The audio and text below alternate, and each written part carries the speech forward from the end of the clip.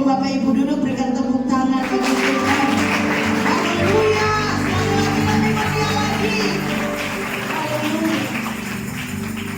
Silakan duduk Bapak Ibu semua. Puji Tuhan, sebelum saya menyampaikan firman Tuhan, saya mengucapkan selamat Hari Ibu bagi semua wanita-wanita yang ada pada pagi hari ini. Siapa yang pagi hari ini suami-suami sudah ucapkan atau anak-anak sudah ucapkan? Ada? Kalau ada angkat tangan. Ya, Bapak gimana, saya nggak ada satu lain yang ucapkan ya. Iya, jadi hari ini tanggal 22 adalah Hari Ibu. Puji Tuhan bagi semua ibu-ibu masih sehat, amin. Walaupun banyak kesibukan yang harus ketong jalani, mau menyimpang rumah kah, mau bikin kue kah, mau beli baju baru kah, sepatu baru kah, semua sibuk. Tapi puji Tuhan, Tuhan masih memberikan kita kekuatan dan kesehatan untuk terus berjalan melewati hari-hari yang Tuhan berikan dalam hidup kami. Puji Tuhan, tinggal 3 hari lagi kita akan merayakan perayaan Natal. Dan saya percaya bahwa bukan hanya perayaan Natal kan 3 hari lagi, tapi mulai dari tanggal 1 sampai hari ini ada banyak sekali perayaan-perayaan Natal. Sampai mungkin sudah lewati tanggal 25 pun masih ada perayaan-perayaan Natal. Dan saya percaya perayaan Natal bukan saja pada bulan Desember, tetapi biarlah perayaan-perayaan Natal atau damai sejahtera itu terus ada dalam kehidupan kita masing-masing, dalam menjalani hari-hari hidup yang Tuhan berikan. Puji Tuhan, ada satu ayat dari peristiwa kelahiran Kristus di dalam Lukas pasal yang kedua, ayat yang ke-10.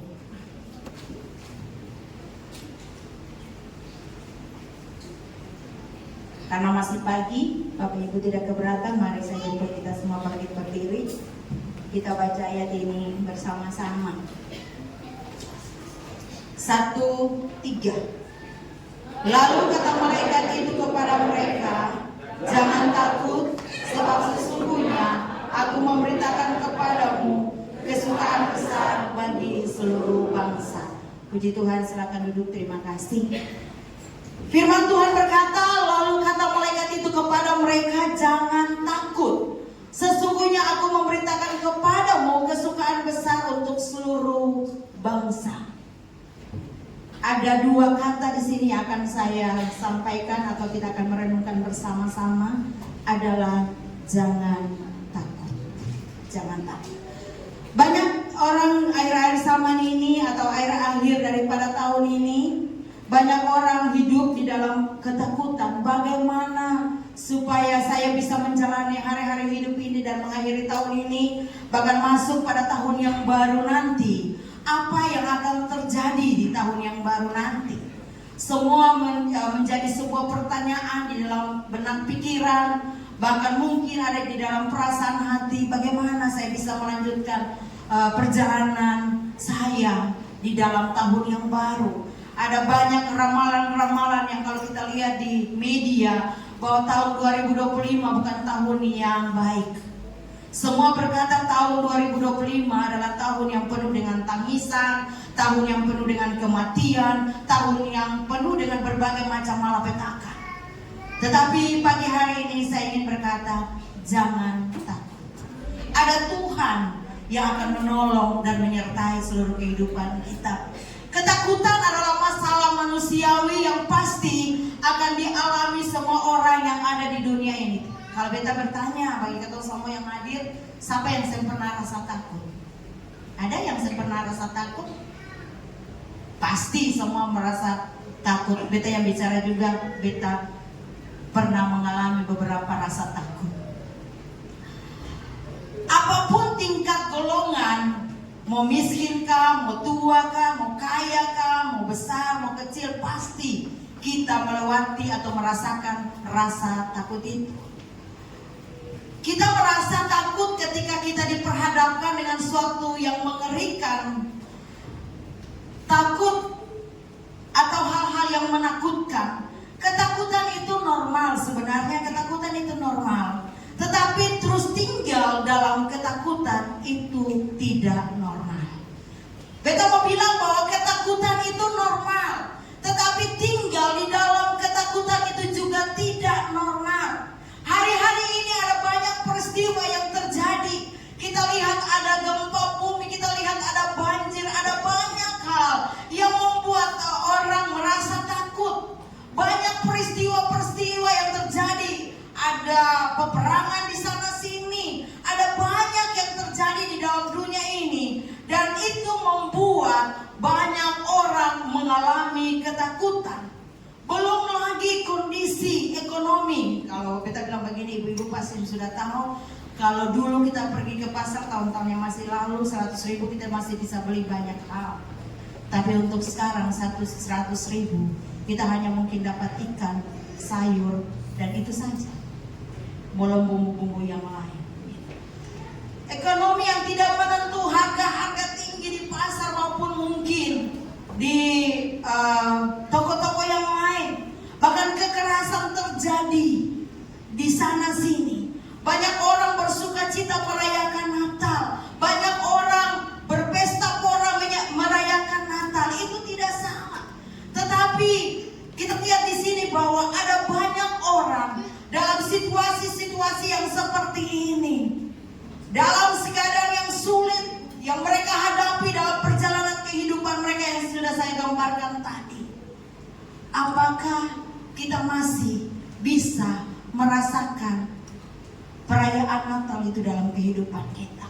Mungkin bagi semua orang atau sebagian besar dari kita yang ada pada pagi hari ini masih bisa merayakan makna daripada atau masih bisa merasakan makna daripada perayaan Natal itu.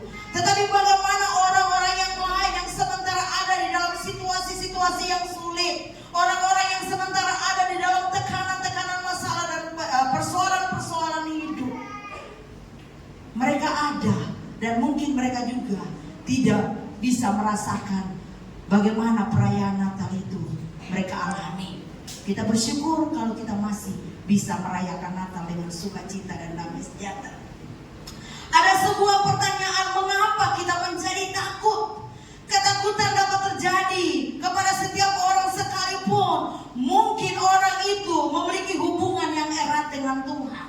Beta mau bilang bahwa ketakutan dapat terjadi bagi setiap orang sekalipun mungkin orang tersebut memiliki hubungan erat dengan Tuhan. Tadi beta tanya semua pernah merasa ketakutan, padahal ketemu anak Tuhan yang sudah percaya Tuhan.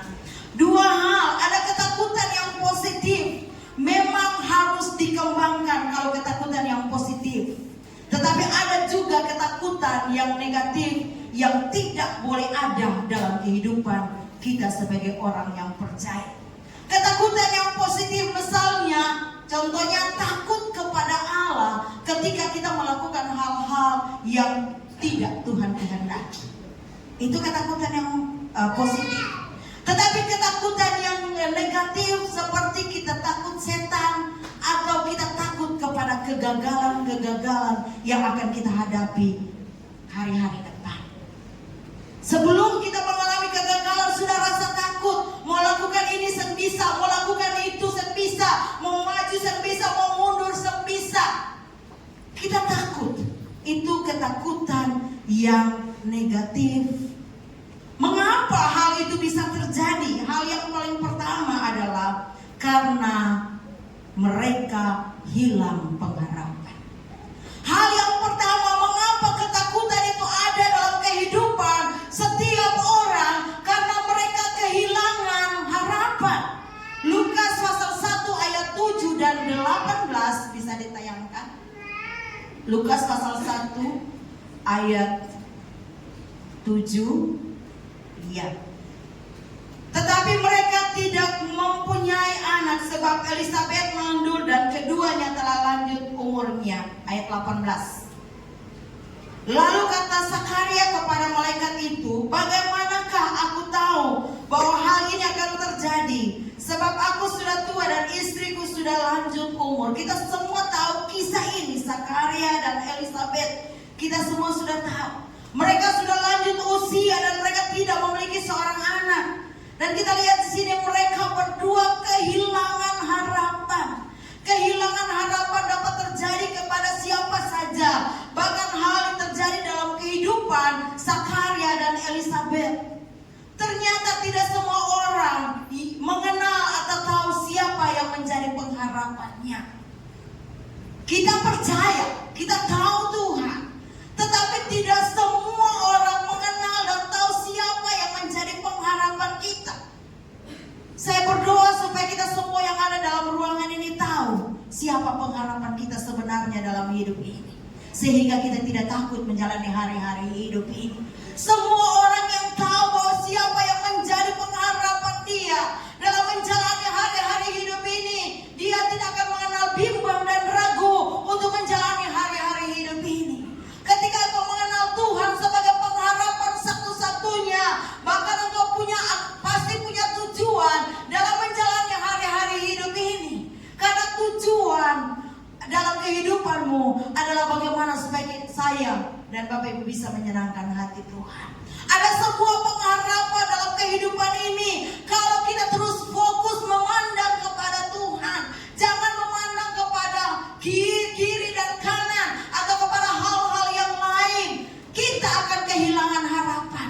Tetapi kalau kita pandang kepada Tuhan, ada harapan baru yang Tuhan kerjakan dalam kehidupan kita. Sehingga hari ini kita melangkah, besok dan hari-hari selanjutnya kita tidak akan takut menjalani hari-hari hidup ini.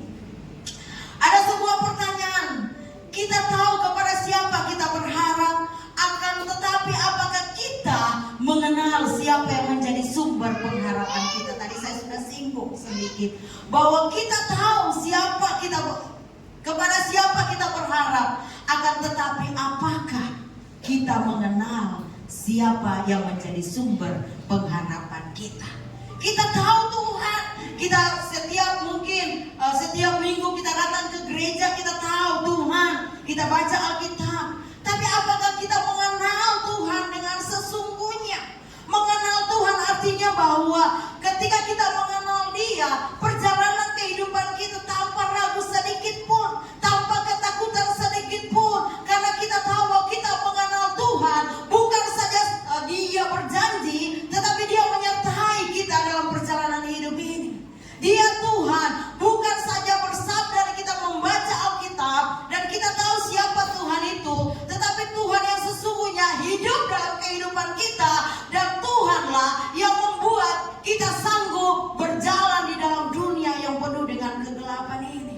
Bersama Tuhan kita tidak akan takut menjalani hari-hari hidup ini. Banyak orang bisa bilang nanti begini, nanti begitu. Tetapi Tuhan bilang, kalau engkau berjalan bersamaku, engkau pasti akan sampai kepada tujuan. Amin. Kalau engkau berjalan bersamaku, engkau pasti sampai kepada tujuan.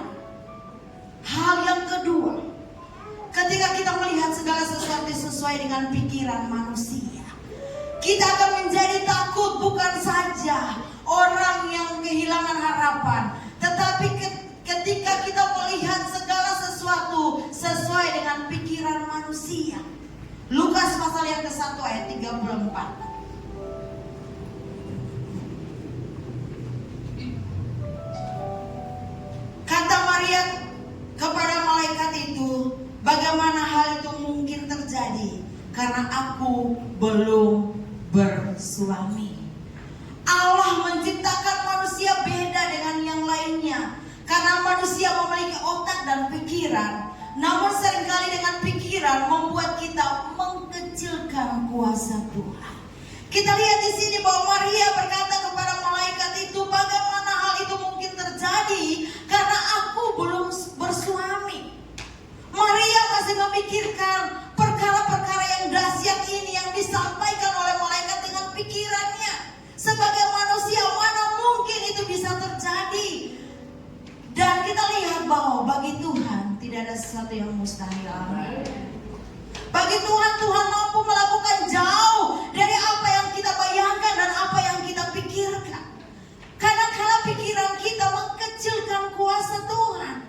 Tuhan ingin melakukan perkara-perkara besar dalam kehidupan kita, tapi kadang-kala kita sendirilah dengan pikiran kita yang terbatas ini mengkecilkan kuasa Tuhan untuk bekerja dalam kehidupan kita.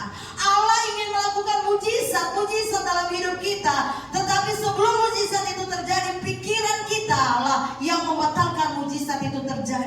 Karena kita berpikir apa mungkin, apa bisa. Tetapi kita lihat di sini, bagi Tuhan tidak ada sesuatu yang mustahil. Bagi Maria ini tidak mungkin terjadi karena dia belum bersuami. Tetapi kita lihat di sini bahwa sesungguhnya sekali lagi, bagi Tuhan tidak ada yang mustahil. Oleh sebab itu saya ingin katakan, mari jangan membiarkan pikiran kita yang sempit ini membatasi kuasa Tuhan bekerja dalam kehidupan kita. Jangan sampai pikiran kita memikirkan hal-hal yang membatalkan kuasa Tuhan bekerja dalam kehidupan kita.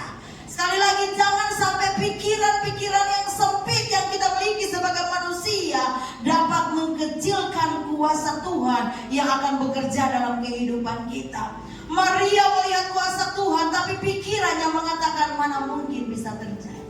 Maria melihat kuasa Tuhan, dia lihat malaikat mendatangi dia, satu hal yang luar biasa. Secara manusia dia lihat malaikat, dia lihat kuasa Tuhan, tetapi pikirannya mengatakan mana mungkin bisa terjadi. Kadang-kadang kita lihat di depan ini seakan-akan jawaban doa itu sudah semakin dekat, tapi kadang-kadang kita memikirkan apa iya? Pernah kita bilang begini di sini, bahwa ketika kita bergumul, tahukah kita Tuhan sudah mengirim jawabannya kepada kita. Semakin jawabannya dekat, semakin berat pergumulan kita. Apakah kita bertahan sampai kita bisa melihat bagaimana Tuhan menjawab, atau kita berhenti berdoa dan kita gagal sampai di situ? Semakin dekat jawaban doa, semakin berat pergumulan kita. Kalau kita bisa bertahan, kita akan lihat jawaban dari doa-doa kita. Kita akan lihat mujizat Tuhan. Tetapi kalau kita gagal, karena mungkin kita sudah jenuh berdoa, mungkin karena kita sudah bosan-bosan berdoa, Tuhan belum menjawab doa kita, sehingga kita membatalkan semua jawaban-jawaban. Jawaban itu kembali lagi kepada yang mempunyai, yang memberi jawaban bagi kita. Jadi kita lihat di sini bahwa Maria melihat kuasa Tuhan, tapi pikirannya mengatakan mana mungkin terjadi. Ayat yang ke-34 tadi, memang secara manusia hal itu tersebut nyata dan tidak mungkin terjadi. Ayat 18, pikiran kita sangat mempengaruhi kita untuk mempercayai kuasa Tuhan. Hati-hati, pikiran kita sangat mempengaruhi kita untuk mempercayai kuasa Tuhan. Jangan biarkan pikiran-pikiran negatif selalu ada dalam pikiran kita, sehingga kita tidak bisa melihat bagaimana Tuhan melakukan hal-hal luar biasa dalam hidup kita. Saya ingin katakan, tahun depan jangan biarkan pikiran-pikiran negatif selalu ada dalam pikiran kita. Walaupun mungkin kenyataan kita lihat di depan mata kita, selalu ada hal-hal yang akan membawa kita berpikir negatif. Tapi mari rubah pikiranmu untuk menjadi pikiran yang positif, sehingga engkau bisa melihat Tuhan melakukan perkara besar dalam perjalanan kehidupanmu. Hal yang berikut, mengapa kita menjadi takut? Bukan saja karena kita kehilangan harapan, bukan saja kita melihat segala sesuai dengan pikiran manusia, tetapi kita kehilangan sukacita. Lukas pasal yang ke-1 ayat 11 sampai ayat yang ke-14 masih bicara tentang Sakaria dan Elisabet. Maka tampaklah kepada Sakaria seorang malaikat Tuhan berdiri di sebelah kanan mesbah pembakaran ukupan. Melihat hal itu ia terkejut dan menjadi takut. Tetapi malaikat itu berkata kepadanya, jangan takut hai Sakaria, sebab doamu telah dikabulkan, dan Elisabet istrimu akan melahirkan seorang anak laki-laki bagimu, dan haruslah engkau menamai dia Yohanes. 14. Engkau akan bersukacita dan bergembira, bahkan banyak orang akan bersukacita atas kelahirannya itu. Kita menjadi takut karena kita kehilangan sukacita. Kehilangan sukacita menimbulkan ketakutan dalam kehidupan manusia. Sakaria dan Elisabet kehilangan sukacita karena mereka tidak memiliki keturunan. Kita lihat di sini bahwa Elisabet dan Zakaria mengalami satu hal yang sangat luar biasa, adalah mereka kehilangan sukacita karena pergumulan-pergumulan mereka belum dijawab oleh Tuhan. Tetapi ketika Zakaria sedang mempersembahkan korban ukupan, malaikat berdiri di sampingnya dan berkata bahwa doanya akan dijawab oleh Tuhan. Ketika kita berdoa, sementara berdoa menyembah Tuhan, tiba-tiba kita mendengarkan satu suara bahwa doamu telah dijawab oleh Tuhan. Bagaimana keadaan? Pasti ada sukacita, pasti ada satu perasaan yang mungkin kita tidak bisa lukiskan dengan kata-kata. Kalau ketika malaikat berdiri di samping kita dan berkata bahwa jangan sampai malaikat berdiri lalu ketong lari.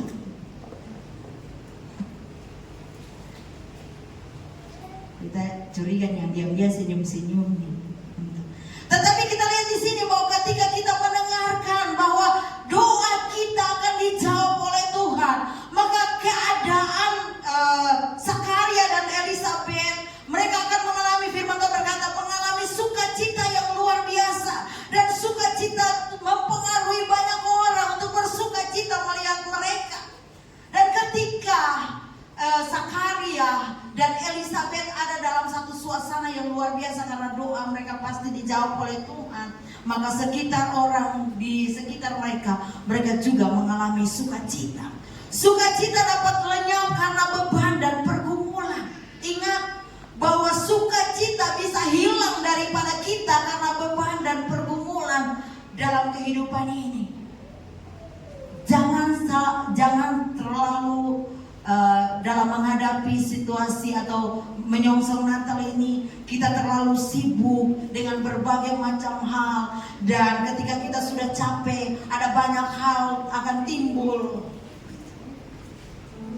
Mungkin bicara yang sebenarnya saya perlu tersinggung karena kata capek, kata kehilangan sukacita yang sedang. Jangan sampai tidak ada baju baru kita kehilangan sukacita. Tidak ada sepatu baru kita kehilangan sukacita. Tidak ada apa-apa, mungkin suami dari ibu-ibu semua pergi bekerja dan kembali, mungkin uang tidak cukup. Kadang-kadang itu juga mempengaruhi sukacita kita hilang daripada kita. Padahal tujuannya bukan itu dalam merayakan Natal. Dalam merayakan Natal adalah biarlah kita tetap bersukacita. Sukacita kita hilang karena situasi dan keadaan yang kita lihat di sekitar kita. Dan ketika sukacita hilang, maka ketakutan mulai ada dalam kehidupan kita. Takut ini, takut itu, dan takut ini. Sampai kita tidak bisa melakukan apa-apa lagi. Tetapi saya ingin berkata bahwa Tuhan Yesus lahir membawa kita sukacita yang besar, yang tidak bisa diberikan oleh dunia kepada kita. Jangan kita takut. Kesukaan besar itu ada di tengah-tengah kehidupan kita. Sukacita dapat lenyap karena beban dan pergumulan dalam kehidupan manusia. Apakah sukacita kita ditentukan keadaan di luar dari diri kita? Itu menjadi sebuah pertanyaan. Atau siapa yang menjadi sumber sukacita kita? Sekali lagi, apakah sukacita kita ditentukan dengan keadaan di luar dari diri kita yang tadi saya sudah berikan contoh? Atau siapa yang menjadi sumber sukacita kita? Kalau Tuhan menjadi sumber sukacita kita, maka saya percaya sukacita itu akan abadi dalam hidup kita. Tetapi kalau hal-hal di sekitar kita menjadi sukacita kita, hal-hal itu akan hilang dengan sendirinya, dan sukacita kita pun akan hilang bersama-sama dengan situasi dan keadaan, bahkan hal-hal yang kita miliki. Tetapi kalau kita memiliki sukacita yang bersumber dari Tuhan, sekali lagi saya katakan, sukacita itu abadi. Tantangan boleh ada, masalah boleh ada, tapi ada dari sisi yang lain, ada sukacita yang memberikan kita kekuatan untuk terus melihat dan menghadapi tantangan, dan sampai kita bisa menikmati jawaban-jawaban dari semua pergumulan-pergumulan kita. Hari ini apa yang menjadi ketakutan kita? Ini sebuah pertanyaan yang masing-masing kita akan menjawab. Hari ini apa yang menjadi ketakutan kita? Apakah ketakutan kita untuk hal-hal yang sementara? Ataukah ketakutan kita dalam menjalani kehidupan ini dan kita tidak punya pengharapan? Atau ada hal-hal yang lain? Melalui perayaan kelahiran Kristus, saya percaya akan melenyapkan segala ketakutan kita. Firman Tuhan tadi berkata bahwa kata malaikat itu kepada mereka, jangan takut. Satu hal yang berita yang luar biasa, jangan takut. Sesungguhnya aku memberitakan kesukaan besar bagi seluruh bangsa. Jangan kita takut menjalani hari-hari hidup ini. Tuhan memberikan kita pengharapan yang baru. Mungkinkah segala jawaban doa yang menurut manusia tidak mungkin, tapi bagi Tuhan tidak ada yang mustahil. Tuhan memberikan sukacita penuh melebihi segala-galanya. Jangan biarkan sukacita ini berlalu begitu saja dengan berlalunya perayaan Natal. Tetapi biarlah sukacita itu terus ada dalam kehidupan kita. Karena sukacita akan melenyapkan rasa takut kita. Ketika sukacita itu penuh dalam kehidupan kita, saya percaya akan melenyapkan rasa ketakutan kita dalam menjalani hidup ini.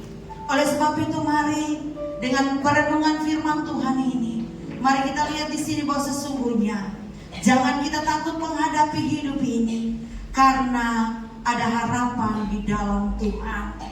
Mari jangan kita takut menghadapi hidup ini. Berpikirlah positif, berpikir seperti Tuhan berpikir.